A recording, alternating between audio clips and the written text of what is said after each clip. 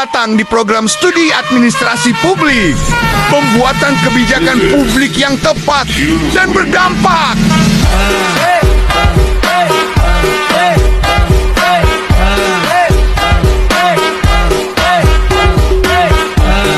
Oke, standby, kamera ready, sound ready, 3, 2, 1, action. Pose with the fans. Pose with the pose with the pose pose with the fans. Pose with the pose with the pose pose with the fans.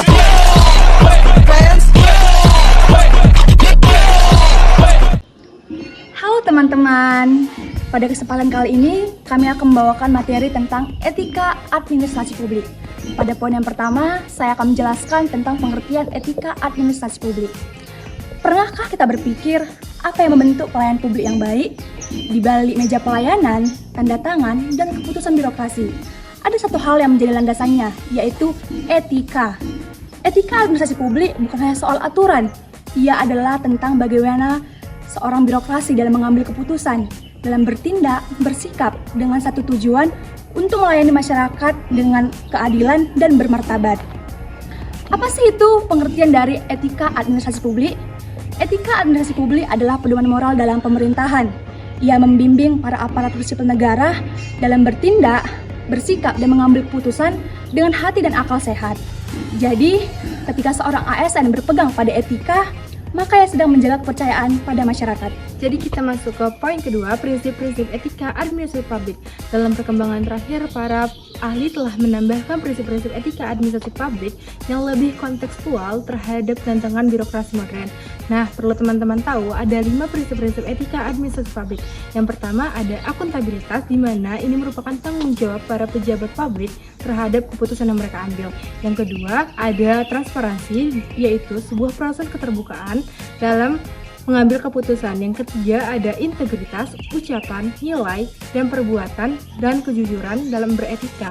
Keempat, naturalisasi, di mana para pejabat publik tidak memihak manapun dalam menjalankan tugas dan fungsinya.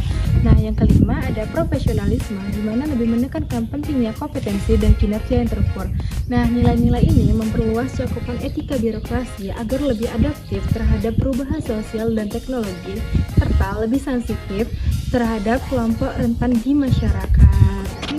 Baik, sekarang kita masuk ke poin ketiga tentang teori kode etik etika administrasi publik.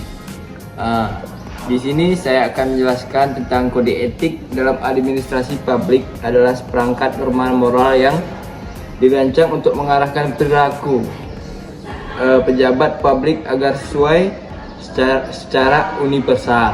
Terdapat beberapa teori yang menjadi landasan dari penyusun kode etik administrasi publik. Teori deontologi Immanuel Kant menekankan pentingnya kewajiban moral dan bertindak tanpa memandang hasil.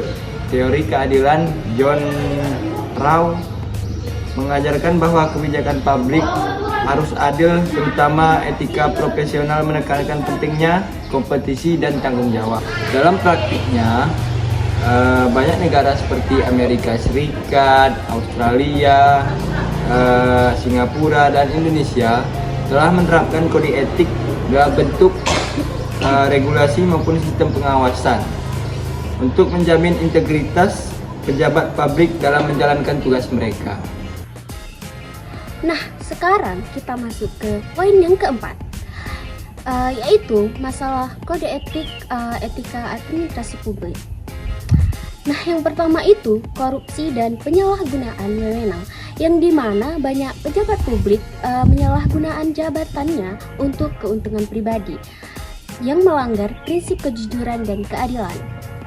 Yang kedua, kurangnya transparansi dan akuntabilitas.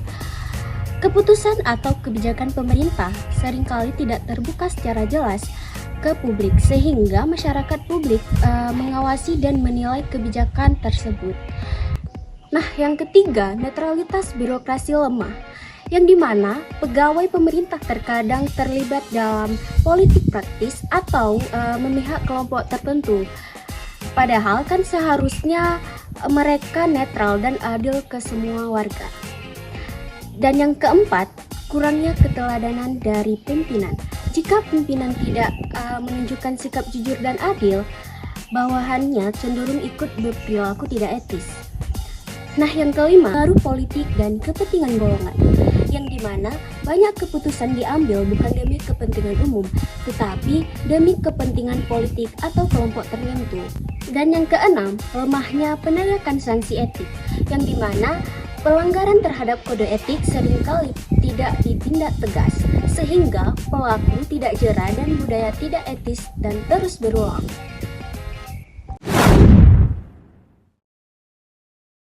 A few moments later. Aku tengok Ina. Selamat siang Ibu. Iya Ibu, selamat siang. Silakan duduk Bapak. Ada yang bisa saya bantu Ibu, Bapak? Jadi kedatangan kami ke sini ingin membuat berkas Bu. Ini dia Bu berkasnya. Oh iya, saya cek dulu ya Bu. Jadi Bu harus siap hari ini dong ya? Kalau untuk itu sepertinya tidak Ibu, dikarenakan sesuai prosedur kami, siapnya itu untuk beberapa hari ke depan Bu. Tapi ini ada sedikit uang capeknya Ibu.